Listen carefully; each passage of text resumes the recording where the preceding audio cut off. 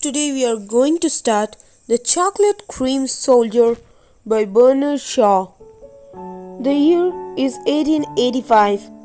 Serbia and Bulgaria are at war.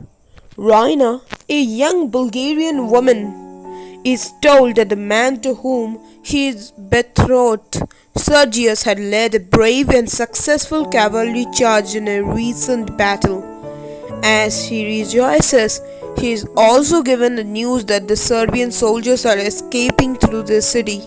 Running from his pursuers, an enemy soldier climbs into Raina's room. Though alarmed at first, she shows pity for him by allowing him to hide in her room. Raina gets talking with him and finds out that he carries chocolates instead of ammunition in the battle. Chocolate? Do you stuff your pocket with sweets like a schoolboy, even in the field? I wish I had some now.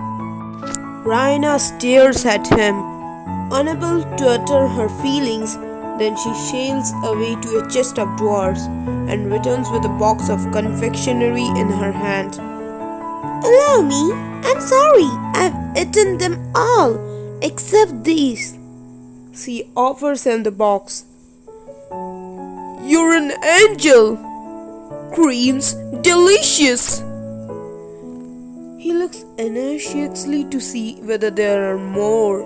There are none. He accepts the inevitable with pathetic good humor and says with great emotion, Bless you, dear lady. You can always tell an old soldier by the inside of its holsters and cartridge boxes. The young ones carry pistols and the cartridges, and the old ones carries grub. Raina, our soldiers are not like that. Oh yes, they are. There are only two sorts of soldiers, old ones and young ones. I've served 14 years. Half of our fellows never smelt powder before. Why? How is it that you have just bitterness? Sheer ignorance of the art of war. Nothing else. I never saw anything so unprofessional. Oh, was it unprofessional to beat you? Well, come. Is it professional to throw a regiment of cavalry on a battery of machine guns with the dead certainty that if the guns go off, not a horse or man will ever get within 50 yards of the fire? I couldn't believe my eyes when I saw it. Did you saw the great cavalry charge? Oh, tell me about it. Describe it to me. You never saw a cavalry charge, did you? How could I? Perhaps not, of course. Well, it's a funny sight. It's like slinging of a handful of peas against a window pane. First one comes, then two or three close behind him, and then all the rest in a lump. Yes, first one, the bravest of the brave.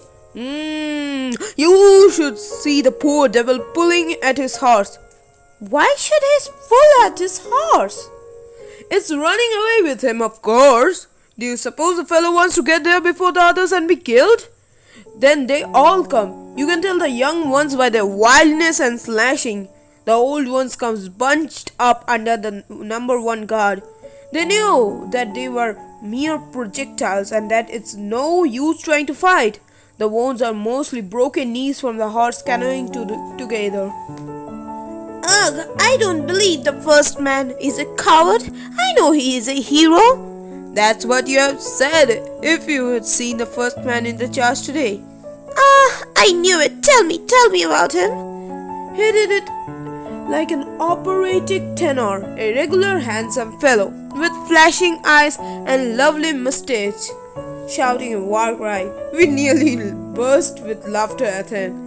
But then the second ran up as white as a sheet and told us that they had sent us the wrong cartridges and that we can't fire a shot until the next 10 minutes. I never felt so sick in my life, though I've been in one or two very tight places, and I hadn't even a revolver cartridge. Nothing but chocolate. We had no bayonets, nothing of course. They just cut us to bits. And there was a leader thinking he had gone the cleverest thing ever known, whereas he ought to be court-martialized for it. Of all the fools ever let loose on the field of battle, that man must be the very maddest. He is in regiment simply committed suicide. Only the pistol missed fire. That's all. Indeed, will you know him again if you saw him? Shall I ever forget him? Raina goes to the chest of drawers. He watches her with a vague hoping that she may have something else for him to eat. She takes the portrait of Sergius from its stand and brings it to him. That is a photograph of the gentleman, the patriot and hero to whom I am betrothed. I am really very sorry. Was it fair to lead me on? Yes. Yes, that's him, nodded out of it. Why do you laugh? I didn't laugh. I assure you. At least I didn't mean to. Give me the portrait back, sir. Of course, certainly. I am very sorry. Perhaps I am quite wrong. You know, no doubt I am. Most likely he had got wind of the cartridge business somehow and knew it was a safe job. That is to say, he was a pretender and a coward. You did not dare say that before. It's no use, dear lady. I can't make you see it from the professional point of view. As he turns away, the firing begins again in the distance. Sternly, as she sees him listening to the shot. So much better for you. How? You are my enemy and you are at my mercy. What would I do if I were a professional soldier? True, dear young lady. You're always right. I know how could you happen to me to my last hour. I shall remember those 3 chocolate creams. It was unsoldierly, but it was angelic. Thank you. And now I will do a soldierly thing. You cannot stay here after what you have said about my future husband, but I will go out on the balcony and see whether it is safe for you to climb down into the street. Down that water pipe? Stop! Wait, I can't. I didn't. The very thought of it makes me giddy. I came up fast enough with death behind me, but to face it now in cold blood? It's no use. I give up. I'm beaten. Give the alarm. Come on, don't be disheartened. Oh, you are a very poor soldier, a chocolate cream soldier. Come, cheer up. It takes less courage to climb down than to face capture. Remember that. No, capture only means death, and death is sleep. Oh, sleep, sleep, sleep, sleep, sleep, undisturbed sleep. Climbing down the water pipe means doing something, exerting myself, thinking death 10 times over first. Are you so sleepy as that?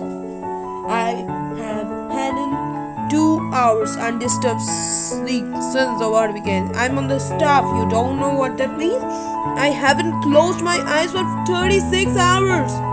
But what am I to do with you? Of course I must do something. You see, sleep or no sleep, hunger or no hunger, tired or not tired, you can always do a thing when you know it must be done. Well, that pipe must be got down. But if you fall?